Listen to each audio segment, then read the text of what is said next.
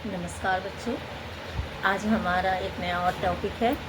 उसी में अब लास्ट जो टॉपिक है इसका वो है क्रिया। ये 4 हैं जिसमें से 4 नंबर के क्वेश्चन आएंगे। संज्ञा, सर्वनाम, विशेषण और क्रिया। तो ये इन चारों टॉपिक से आपके 4 नंबर के क्वेश्चन आएंगे। ठीक है, तो अब हम इसको समझते हैं।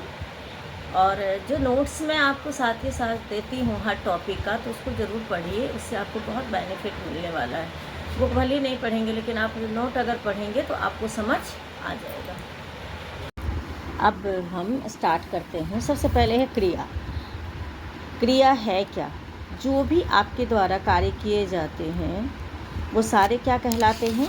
क्रिया कहलाते हैं। इसको हम एक परिभाषा द्वारा समझा सकते हैं। जो शब्द किसी क्रिया कार्य के होने या करने अथवा किसी घटना के घटने, किसी व्यक्ति वस्तु की स्थिति आदि का बोध कराती हैं, वे क्या कहलाते हैं? क्रिया कहलाते हैं। अब है जो क्रिया, ये तो आपने पढ़ लिया क्रिया क्या है। क्रिया के भी अब कितने भेद होते हैं ये हम सारे पढ़ेंगे। तो धातु के सबसे पहले क्रिया को ही धातु कहते हैं। ठीक है, अब है क्रिया के भेद कितने होते। तो क्रिया के 2 भेद होते हैं।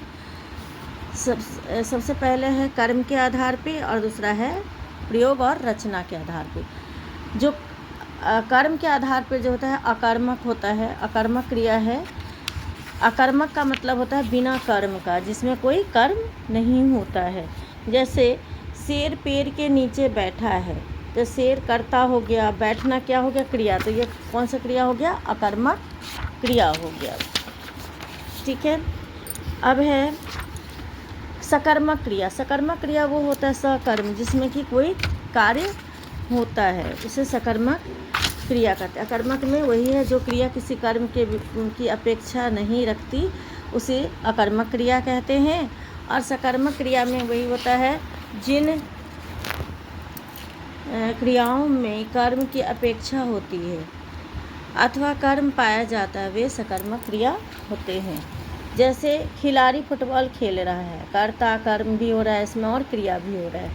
ठीक है, सकर्मक क्रिया के 2 भेद होते हैं, एक कर्मक और द्वि कर्मक। एक कर्मक वो होता है जिन क्रियाओं के में एक कर्म पाया जाता है, वे कर्मक क्रिया कहलाते। जैसे किरण कपड़े सिलती है, तो किरण क्या है? एक ही करता है, इसमें कर्म एक ही हो रहा है और क्रिया।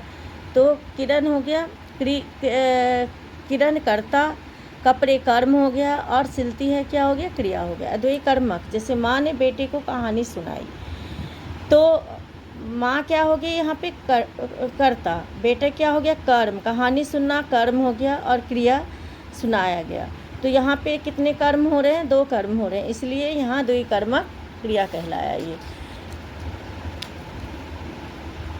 ठीक है, अब हम चलते हैं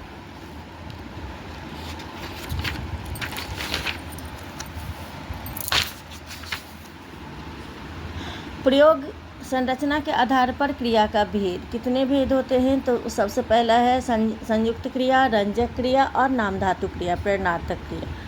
तो सबसे पहले आपको देखना है जो संयुक्त क्रिया क्या होता है। 2 या 2 से अधिक धातु से मिलकर बनी क्रियाएं संयुक्त क्रिया कहलाती हैं। जैसे वह विद्यालय से आ गया। रंजक क्रिया वो होती है जो सहायक क्रिया होती है, जिसमें जब कोई क्रिया मुख्य क्रिया के साथ जुड़कर अपना अर्थ खोकर मुख्य क्रिया के अर्थ में विशेषता लाने का कार्य करता है, वो रंजक क्रिया कहलाती है। जैसे सब अंदर आ जाओ, तो आना, सब अंदर आना तक हो गया मुख्य क्रिया, आ जाओ हो गया रंजक क्रिया। दुकानदार सामान दिखाने जो हो गया मुख्य क्रिया हो गया, लगा जो है रंजक क्रिया हो गया। ठीक है, नाम धातु क्रिया वो होता है जैसे फिल्म है, फिल्माना बन गया झूठ से झुठलाना, लज्जा से लजाना, टक्कर से टकराना, बात से बतियाना, ये आपका नाम धातु क्रिया हो गई। सर्वनाम शब्दों से अपना तो हो गया, अपना हो गया।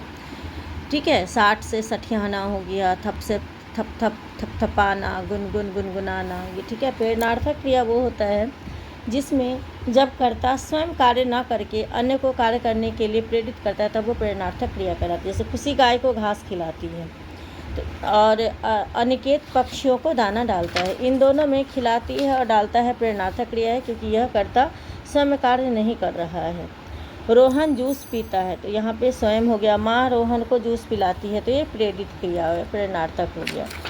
ठीक है, अब है आपका इस प्रकार यहाँ 2 प्रकार के कर्ता होते हैं, प्रेरणा देने वाला प्रेरक कर्ता और प्रेरणा प्राप्त करने कार्य करने वाला प्रेरित क्रिया। प्रेरणार्थक क्रिया के भी 2 भेद होते हैं, प्रथम प्रेरणार्थक और द्वितीय प्रेरणार्थक। प्रथम प्रेरणार्थक होता है जब कर्ता स्वयं कार्य करने की प्रेरणा देता है, तब वो क्रिया प्रथम प्रेरणार्थक क्रिया कहलाती है। जैसे अध्यापक बच्चे को पाठ पढ़ाते हैं। द्वितीय क्रिया प्रेरणार्थक क्रिया जब कर्ता कार्य में स्वयं सम्मिलित न होकर किसी अन्य को कार्य करने के लिए प्रेरित करता है, तब वो क्रिया द्वितीय प्रेरणार्थक क्रिया कहलाते हैं। जैसे अध्यापक समीर से बच्चों को पढ़वाता है, तो अध्यापक समीर से बच्चों को पढ़वाता है, तो यानी प्रेरणा दे रहा है।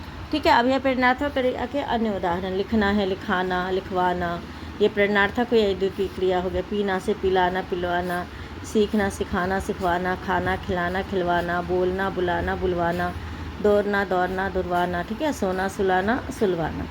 ठीक है, पूर्वकालीन क्रिया होता है।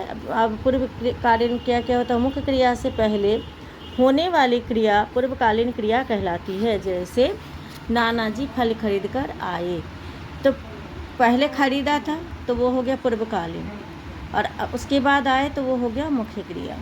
ठीक है, विपुल ने दौड़ कर गेंद उठाई, तो दौड़ कर हो गया पूर्वकालीन और उठाई क्या हो गया? मुख्य क्रिया हो गई। ठीक है, आज के लिए इतना ही है। ये आपका इसका लास्ट टॉपिक था। अब हम अगला टॉपिक पढ़ाएंगे आपका। ठीक है, तो आज आप लोग चैनल को लाइक सब्सक्राइब कीजिए, कमेंट्स कीजिए, और नोट्स जो मैंने अटैच किया है उसको ज़रूर पढ़िए, उससे आपको बहुत बेनिफिट मिलने वाला है। धन्यवाद।